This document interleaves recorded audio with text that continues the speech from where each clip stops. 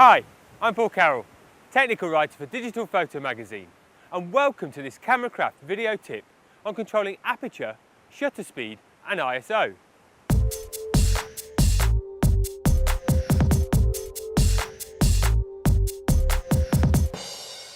Understanding how the aperture values, shutter speeds and ISO will affect your final picture is key to making the right decisions before you take a picture. Aperture, shutter and ISO are all interlinked, so you can't adjust one without affecting the others. And to demonstrate this principle, we've set up a really easy shot.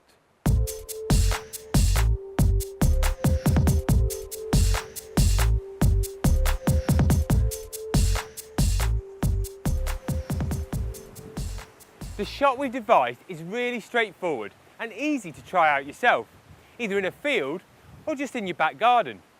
Simply set up a still life object, like this flower, and place it in a location where it's a few meters in front of the background.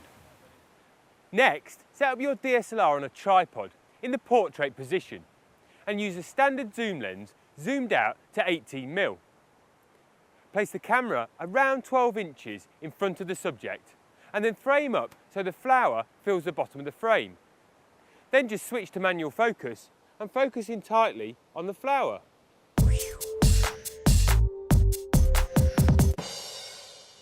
First, let's look at aperture. That's the hole in the lens that allows light through and exposes the sensor. So using the mode dial on the top plate of your camera, switch the exposure mode to aperture priority, that's A or AV on most cameras, and set the ISO to 100. Now using the scroll wheel, select the maximum aperture value, which is the lowest f number, in this case f3.5, and then take the shot. The wide lens aperture has created a shallow depth of field, blurring the background. Now increase the aperture value, making the hole in the lens smaller, which lets in less light. And note how your shutter speed decreases because the sensor needs to be exposed for longer with a smaller aperture to achieve the same exposure. Once you've reached the smallest aperture, f22, take a second shot. Both shots are correctly exposed, but the background in the first shot is out of focus, whereas it's much sharper in the second shot when we used a smaller aperture. So by changing the aperture value, you can control the depth of field, i.e. how much of the image is in focus.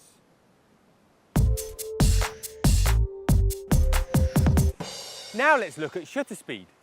We're going to take the same two shots again, but this time introduce a moving element, water, to demonstrate how the different shutter speeds will affect the final image.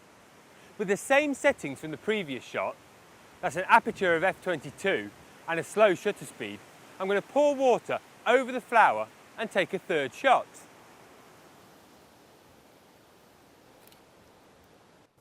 Using a small aperture gives us a long shutter speed, which means any subject movement will be blurred.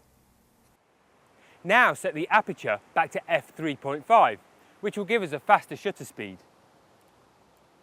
And take the fourth shot.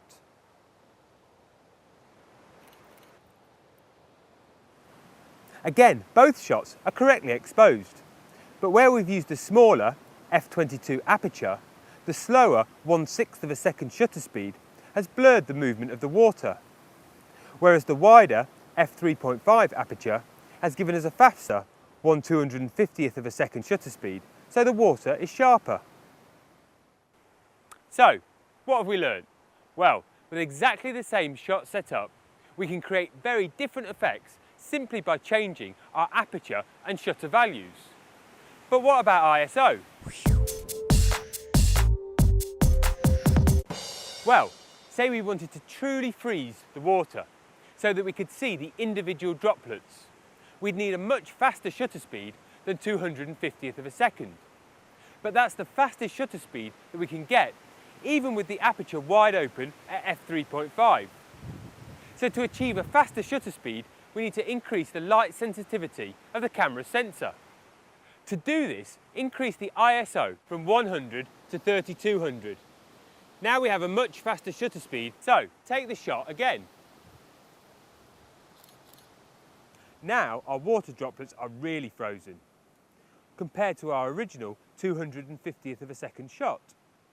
But the image quality on the high ISO 3200 shot has suffered in terms of noise, sharpness and colour saturation when compared to the ISO 100 shot. I hope you've really enjoyed this CameraCraft video tip. Try our simple setup yourself and experiment with apertures to change the depth of field. Then introduce a moving subject, like water, to see how shutter speeds will affect the appearance of the water. And for a really fast shutter speed, increase ISO sensitivity too. Okay, cheers.